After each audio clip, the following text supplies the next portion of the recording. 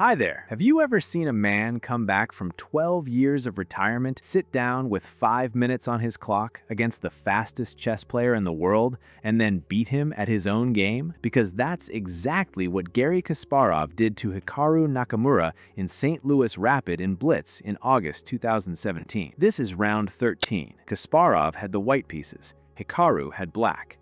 Kasparov opens with pawn to d4. Hikaru answers knight to f6. Pawn to c4, pawn to e6, knight to c3, and black plays bishop to b4. This is the Nimzo Indian, one of the most respected defenses in chess.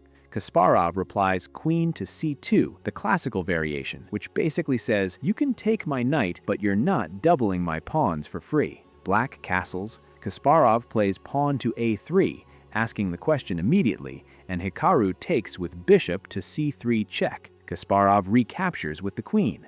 So far, a clean structure, bishop pair, and a very comfortable game for white. Pawn to d5 from black, knight to f3, pawn takes c4, queen takes c4, and Hikaru plays pawn to b6, preparing to put the bishop on the long diagonal. Normal, healthy, sensible chess so far. And then Kasparov plays pawn to h4. Now stop for a second. There is no attack here. The queens are still on, the center is still fluid, and the standard move is to just develop a bishop and get on with life. The engine will tell you that h4 is nothing special, roughly level, one of several playable moves.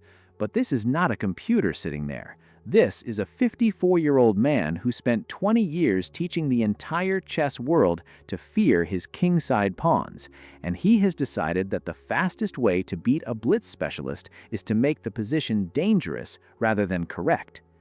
Hikaru plays pawn to c5, striking in the center.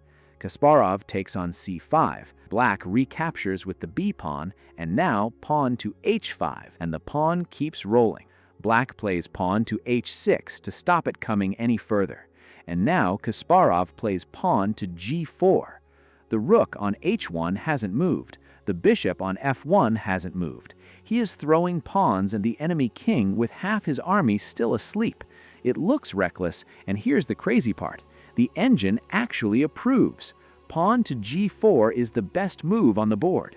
Hikaru's response is very human and very smart. Queen to d5, offering to trade queens, because that's the standard cure for a pawn storm, right? No queens, no attack.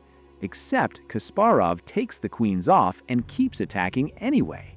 Queen takes d5, knight takes d5, and now pawn to g5, opening the h-file with no queens on the board, which is the kind of thing that just should not work. Black takes on g5, bishop takes g5, and Hikaru must play pawn to f6 to kick it away, which permanently weakens his own king. Bishop back to d2.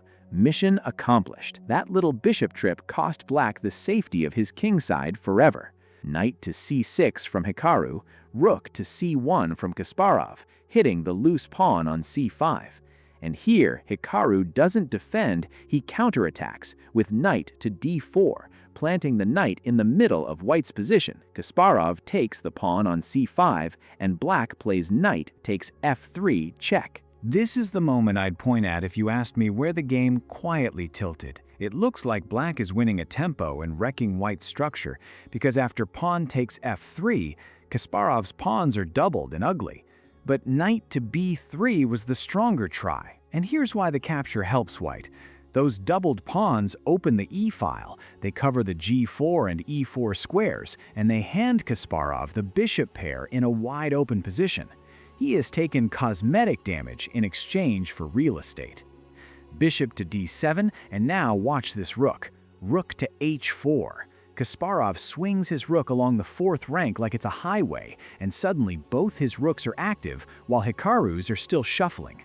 Rook to b8, pawn to b4, pawn to a6, rook to d4, bishop to b5, bishop to g2, rook to e8, and then pawn to f4.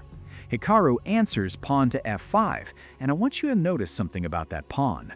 Black's bishop is a light-squared bishop. His pawn on f5 is on a light square. His pawn on a6 is on a light square. His own pawns are now standing on the same color as his own bishop, which is a really bad thing you will want to avoid in your own games. This is because, in the long run, those pawns will end up blocking it. That's the classic bad bishop signature, and it's going to matter for the rest of the game.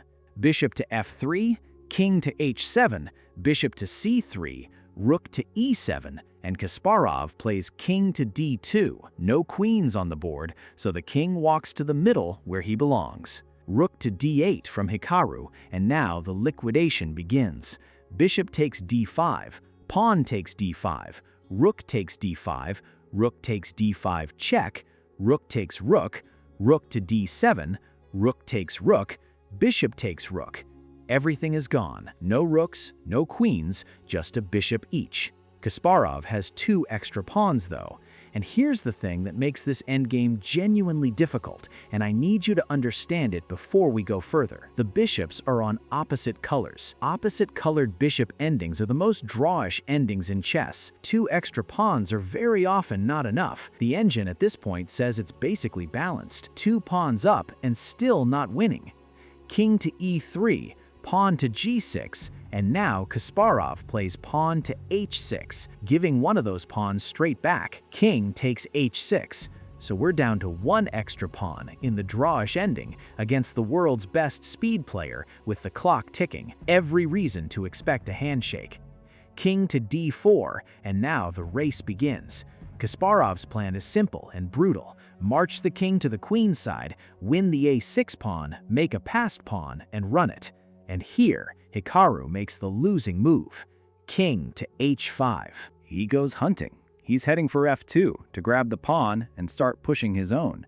And it is completely, agonizingly, too slow. King to g7 was the move, bringing the king back toward the queen's side, and the engine says that's a comfortable draw.